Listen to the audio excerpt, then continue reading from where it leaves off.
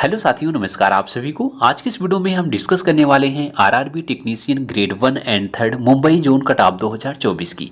यानी दोस्त, आपका जो आरआरबी टेक्नीशियन ग्रेड 1 और 3 का एग्जाम हुआ था उसमें मुंबई जोन में आपका साथी कंपटीशन क्या होने वाला है, मुंबई में कितना फॉर्म अप्लाई हुआ था, कितनी पोस्ट थी, पर सीट कंपटीशन आपका कितने स्टूडेंट से होने वाला है, स्पेशल हम साथी मुंबई जोन को इस वीडियो में बात करने वाले हैं। क्योंकि साथी आपका जो सबसे ज़्यादा कंपटीशन होता है वो मुंबई जोन में ही देखने को मिलता है। तो इस वीडियो में हम मुंबई जोन से रिलेटेड सारे डाउट आपको क्लियर करेंगे। अगर आप भी साथी मुंबई जोन से फॉर्म को अप्लाई किए थे, चाहे आपका ग्रेड 1 हो चाहे आपका ग्रेड 3 हो, तो इस वीडियो को आप लोग एक बार पूरा वॉच कीजिएगा। सारी इन्फॉर्मेशन इस वीडियो में हम आपको देंगे कि साथी मुंबई जोन में आपका ग्रेड 1 और 3 को मिलाकर के टोटल फॉर्म कितना अप्लाई हुआ, आरटीआई का रिप्लाई आया था, उस हिसाब से आपका पर सीट कंपटीशन क्या होगा, आपके ग्रेड 1 का एवरेज मार्क्स कैंडिडेट का क्या कितना था, उस हिसाब से आपका कौन सी शिफ्ट हार्ड थी कौन सी शिफ्ट इजी थी आप उसको चेक कर सकते हो। ग्रेड 3 का एवरेज मार्क्स कैंडिडेट का कितना था, कौन सी शिफ्ट इसमें इजी थी कौन सी शिफ्ट हार्ड थी। उसके बाद आपके साथ ही हम पूरी ग्रेड 1 ग्रेड 3 यानी 12th पीसीएम आईटीआई सबका कट ऑफ बताने वाले हैं कि आपका साथी सेफ स्कोर मुंबई जोन से कितना होना चाहिए। तो दोस्त, हम अगर आपको जितना भी आपको सेफ स्कोर बताने वाले हैं, अगर आप लोग का मार्क्स अभी आंसर के आने के बाद उतना बन रहा होगा तो 100% आप इस बार जो है एग्जाम को क्लियर कर लेंगे। देखिएगा साथी, सबसे पहले हम कंपटीशन को समझते हैं, फिर उसके हिसाब से आपको जो है सेफ स्कोर बताने वाले हैं। तो कंपटीशन समझिएगा साथी, जो आपका मुंबई जोन में कंपटीशन है वो आपका कितना है। तो टोटल अगर हम पोस्ट की बात करें, मुंबई जोन में कितनी पोस्ट साथी इसमें हैं, तो टोटल आपका जो है 1883 टोटल पोस्ट हैं। इसमें आपका साथी ग्रेड 1 और ग्रेड 3 को मिला करके है। ध्यान से समझिएगा, आपका ग्रेड 1 में 152 मात्र पोस्ट है मुंबई जोन में, ग्रेड 3 में आपका 1731 पोस्ट है ग्रेड 3 में मुंबई जोन में। तो दोनों को साथी मिलाने के बाद आपका जो टोटल पोस्ट है 1883 है। इसको आप लोग ध्यान से समझिएगा। आपका ग्रेड 1 में 151 मात्र पोस्ट था, जिसमें आपका टोटल जो आपका कितना पोस्ट है आपका ग्रेड 1 में, तो ग्रेड 1 में देखेंगे तो 1092 पोस्ट है, लेकिन हम मुंबई जोन की बात कर रहे हैं तो आपका 152 है। और आप जिसमें आपका 13,206 पद हैं आपका ग्रेड 3 में, तो उसमें मुंबई जोन का देखेंगे तो 1731 है। तो इस हिसाब से हम सिर्फ मुंबई जोन की इसमें बात कर रहे हैं। तो टोटल आपको दोनों को मिलाकर के 1883 टोटल इसमें पोस्ट है।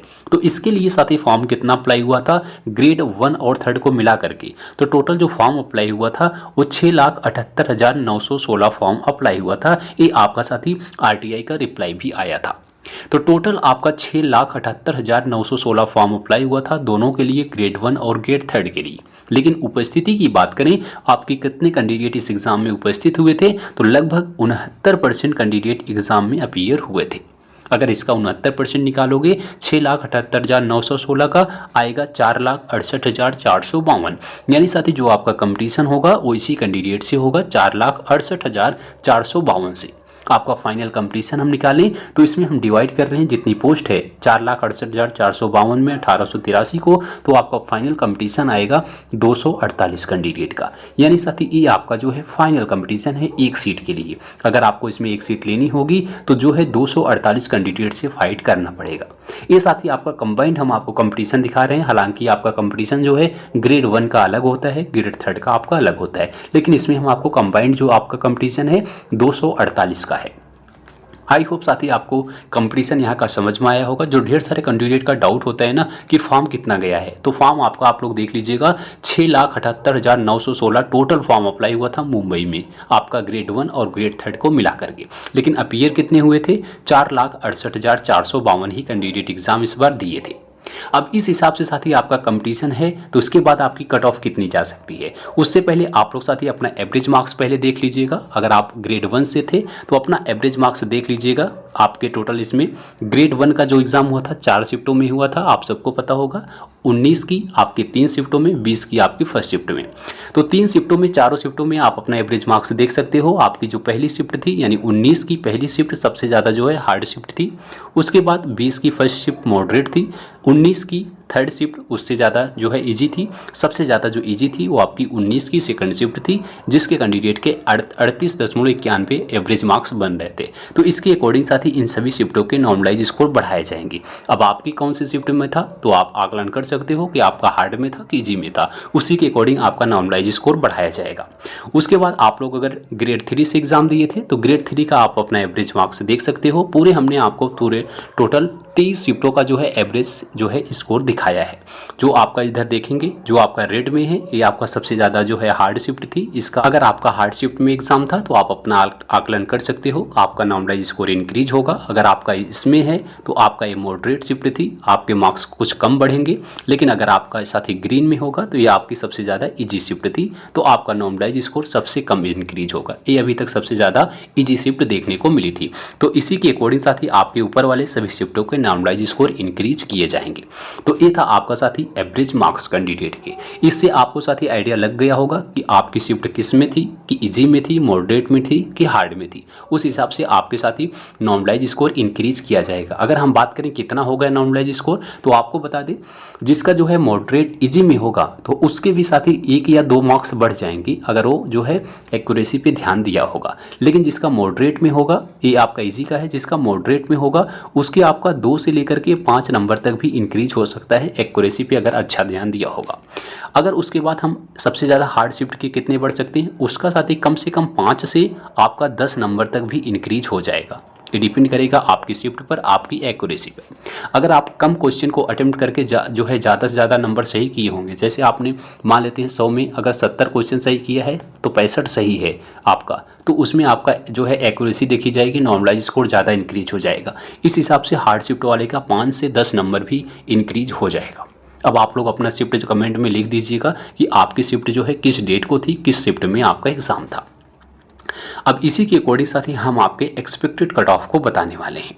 अब देखिए इस एक्सपेक्टेड कट ऑफ आपको क्या बता रहे हैं, तो इसमें मुंबई जोन के हम आपको सेफ स्कोर बता रहे हैं, क्योंकि साथ ही कट ऑफ अभी हम डिसाइड नहीं कर सकते कि इसकी कट ऑफ कितनी जाएगी, तो इसलिए हम आपको सेफ स्कोर बता रहे हैं विदाउट नॉर्मलाइजेशन। तो ध्यान दीजिएगा, ये जो भी हम आपको सेफ स्कोर बता रहे हैं ये आपका विदाउट नॉर्मलाइजेशन स्कोर है, क्योंकि अभी आपका जो ये डिपेंड करेगा आपकी शिफ्ट पर, आपकी एक्यूरेसी पर, कितना आपका जो है नॉर्मलाइज स्कोर इंक्रीज होता है, उस हिसाब से आपकी कट ऑफ लगती है।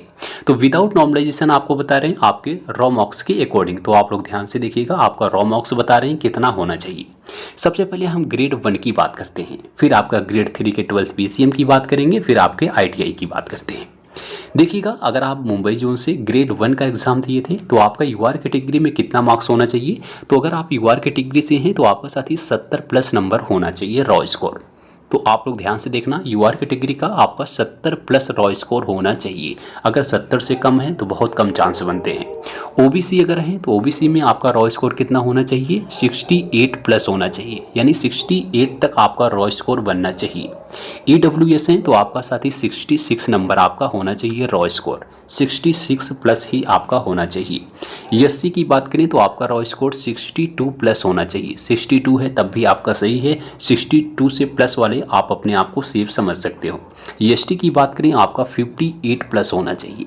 तो दोस्त, अगर आपका ग्रेड 1 में एग्जाम था तो आपका इतना तो मुंबई जोन से रॉ स्कोर बनना चाहिए मिनिमम। मैं समझ सकता हूँ साथ ही आपका एग्जाम थोड़ा सा जो है मॉडरेट से टफ था, लेकिन कंपटीशन यहाँ पर ज़्यादा होता है, वैकेंसी कम होती है, उस हिसाब से आपका रॉ स्कोर इतना तक अगर बन रहा है तो अभी आपका स्कोर बिल्कुल सेफ है। आपका नॉर्मलाइजेशन होगा, आपके मार्क्स इंक्रीज हो जाएंगे, लेकिन आपका रॉ स्कोर मिनिमम इतना होना चाहिए। तो जिसका भी इतना है तो आपका स्कोर ठीक है। आप लोग का मार्क्स कितना है कमेंट में अपना ज़रूर बताइएगा ग्रेड 1 वाले। अब बात करते हैं 12th PCM की। तो 12th PCM के लिए क्या सेफ स्कोर होगा ग्रेड 3 में, देखिएगा। तो ग्रेड 3 में 12th PCM वाले का UR कैटेगरी से आपका सेफ स्कोर जो है इस बार 85+ होना चाहिए। अब आपको लगता होगा साथी कि हम ज़्यादा नंबर बता रहे हैं, यहाँ पर आपको बता दें कंपटीशन बहुत ज़्यादा होता है 12th PCM में।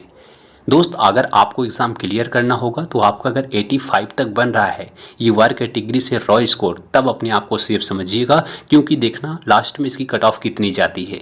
अभी आपका नॉर्मलाइज स्कोर ये नहीं है, आपका ये रॉ मार्क्स है 85 नंबर। ओबीसी की बात करें तो आपका 83 जिसका है, 83 से प्लस वाले सेफ हैं, यानी 83 से जितना भी जिसका आगे है वो प्लस है।